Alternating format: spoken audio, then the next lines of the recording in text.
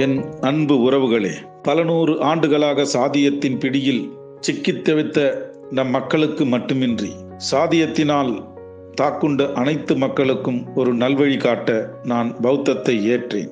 என்னோடு 5 லட்சம் பேரையும் பௌத்தத்திற்கு அழைத்துச் சென்றேன். நான் மறைந்த பிறகு 10 லட்சம் பேருக்கு மேற்பட்டவர்கள் பௌத்தத்தை ஏற்றார்கள்.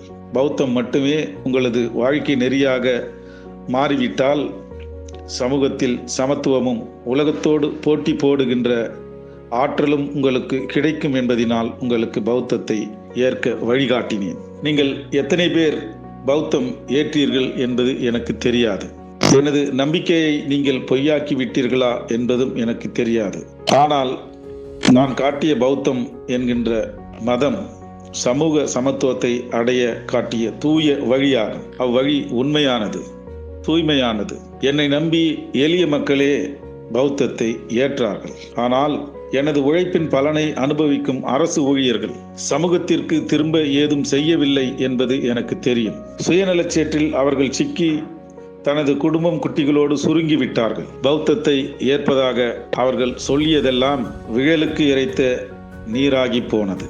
அரசு ஊழியர்கள், எனது இரத்தத்தின் பலனை அனுபவித்தவர்கள் பௌத்தத்தை ஒரு துரும்பாக கூட மதிக்கவில்லை என்பது எனக்கு தெரியும். வேதனையோடு அதை நான் சுட்டி காட்டுகிறேன். என்னை எப்போதும் உயிராகவும் உண்மையாகவும் மதிக்கும் கடைகோடி மக்களே என்னிடம் இன்னும் நெருக்கமாக இருக்கிறார்கள். அவர்கள் எனது வழிகாட்டுதலை பின்பற்றுவார்கள் என்கின்ற நம்பிக்கை எனக்கு இப்பொழுதும் உண்டு. எனவே படித்த இளைய சமூகமே, எனது வார்த்தைகளை மக்களிடம் கொண்டு போய் சேருங்கள். அவர்களுக்கு நான் போதித்ததை கற்பியுங்கள். பௌத்தம் மட்டுமே அனைவருக்கும் வழிகாட்டும் ஒளியேற்றும். புத்தம் சரணம் கச்சாமி. 800 ஆண்டுகளுக்கு பிறகு காஞ்சிபுரத்தில் மீண்டும் பௌத்தம் உயிர்த்தெழுகிறது. உலகின் பல்வேறு நாடுகளிலிருந்து 150க்கும் மேற்பட்ட பிக்குகள் நேரடியாக வந்து புத்தர் போதித்த திரிபிடகங்களை ஓதுகிறார்கள்.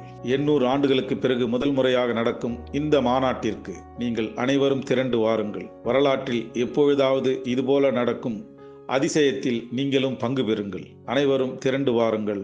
ஜெய் புத்தம்.